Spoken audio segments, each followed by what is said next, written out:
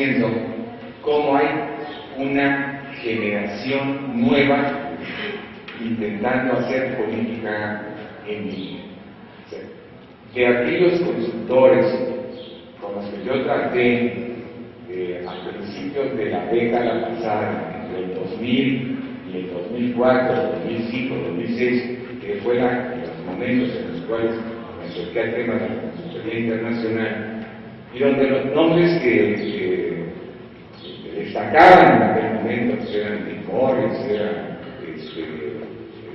César, en fin, toda una camada de grandes consultores.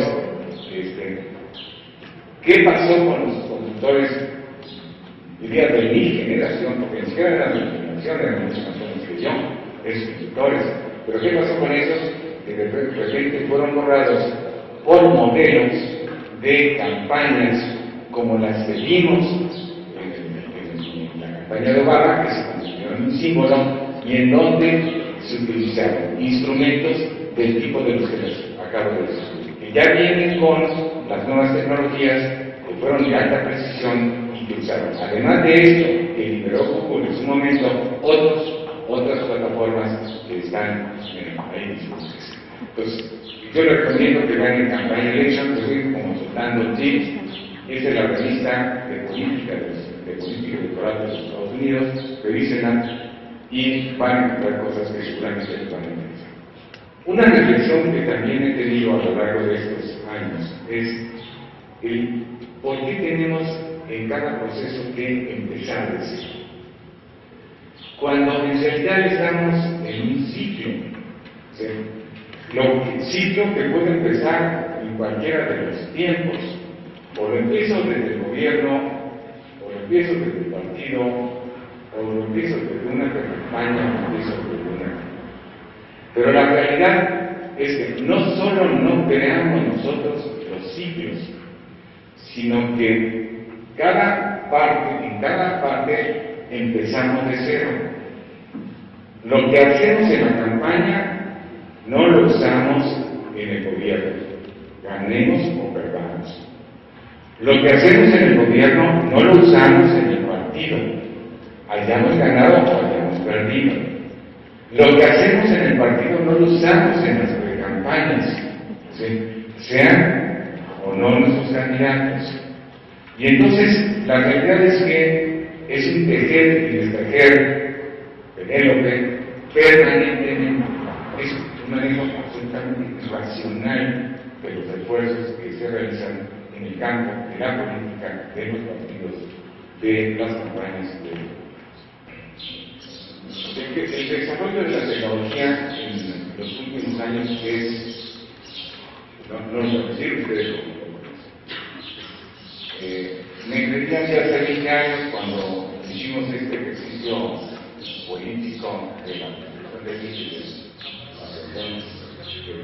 de las instituciones electorales en todo el país, la capacidad de memoria del hardware, para hablar de uno de los elementos más grandes que podríamos tener acceso en aquellos momentos, eran las computadoras que estaban desarrollándose en los laboratorios de IBM en Santa Mónica, cuando tuvimos necesidad de procesar un padrón de 40 millones de registros.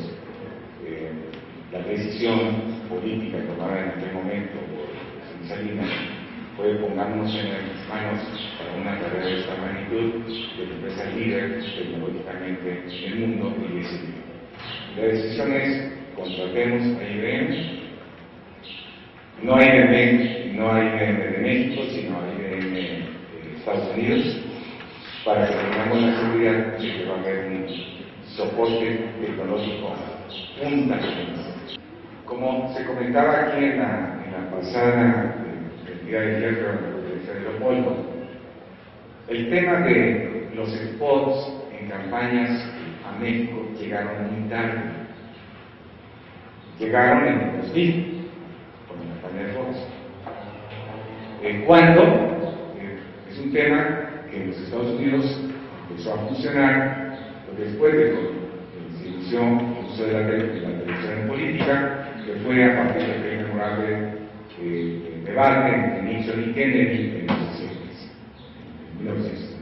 O sea, el tema del uso de la televisión en las campañas prácticamente llegó 40 años después.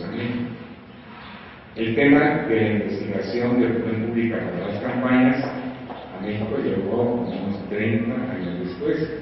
Prácticamente es hasta 1994, 97, cuando empieza a utilizarse la investigación de opinión pública para las campañas. Yo recuerdo una anécdota de un viejo político mexicano a quien se acercó muchos años atrás una investigación de opinión pública como Mariano a sugerirle hacer encuestas, y el viejo político mexicano, Ñoso, como eran muchos, le dijo, traía ella su cosita hecha que le estaba mostrando, y lo vio y le dijo, ¿no se quiere equivocar? No. Entonces yo le voy a dictar cuál es el resultado. ¿Sí? Yo le voy a dictar cuál es el resultado para que no se vaya. Aquí acomodado en 5 categorías. Lo que visualizo es el uso de la información en la política tal como se está observando desde la óptica internacional. Hay un conjunto de instrumentos que nos permiten, en primer lugar, visualizar. Lo primero que necesitamos es tener a nuestro alcance la posibilidad del entendimiento, aunque sea de manera visual, de los elementos de contexto sobre los cuales estamos actuando en las campañas. Uno solo tiene acceso a lo que está a su alcance, en ausencia de una herramienta. Si yo recorro una calle, pues veo viviendas. Si yo recorro un camino, veo las viviendas, veo a las personas, y voy construyendo a partir de una abstracción de la realidad y empiezo mentalmente a modelar. ¿Qué nuevas tecnologías están a nuestro alcance? Bueno, tecnologías de datos, de procesamiento de datos, que nos la convierten los datos en información, y cuando ya le aplicamos la inteligencia, se nos convierte en conocimiento.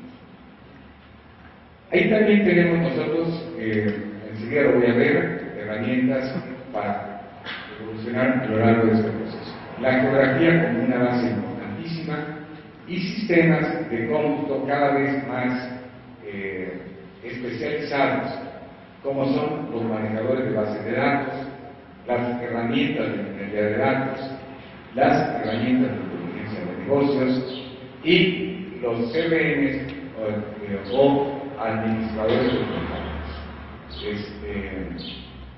CRMs, Customer Relationship Management, administradores de relaciones. Que estos deberían de ser la herramienta base para que un partido manejara sus directorios, y desde ahí, dado que una herramienta de administración de contactos permite la integración por diferentes medios, desde directos o digitales, o redes sociales, manejar la comunicación con sus inversiones. Seguramente algunos de ustedes lo han hecho. Yo lo hice en la elección de 2008, en 2004 en los Estados Unidos. Entré a consultar la página de Kerry y me obligaban en el sitio para que yo la consultara a registrarme. Me registré y a partir de ese momento, todos los días, recibía una comunicación de Kerry, del candidato a la presidencia de Kerry, informándome lo que él estaba haciendo. Seguramente mi correo, el nombre de mi correo, por lo que registré, cayeron en una base de datos, 30, 40, 50 millones de registros, y había alguien que se encargaba todos los días, dependiendo de la información que se quería posicionar, de preparar el mismo. Entonces yo, a partir de esa fecha, todos los días de la mañana, cuando abría mi mail, me aparecía lo mismo. Bueno, hoy a distancia me doy cuenta que no tenían una herramienta de georreferenciación de IP de mi domicilio, porque se hubieran dado cuenta que yo no estaba en los Estados Unidos, sino estaba en México. Pero hoy es mucho más sofisticado. Hoy sí pueden saber de ese directorio que les llegó, en qué estado de la Unión Americana se encuentra, incluso en qué localidad se encuentra. En aquel momento no lo sé. Ya Obama sí lo sé. Y entonces me llegaban comunicaciones todos los días, y lo mismo me anunciaban que visitaría Georgia y que ahí iba a tratar tal tema, que me pedían que hiciera una aportación para determinada campaña, que había una causa que estaba en ese momento encabezando a alguien y que querían que nos pusiéramos en contacto con él, etc.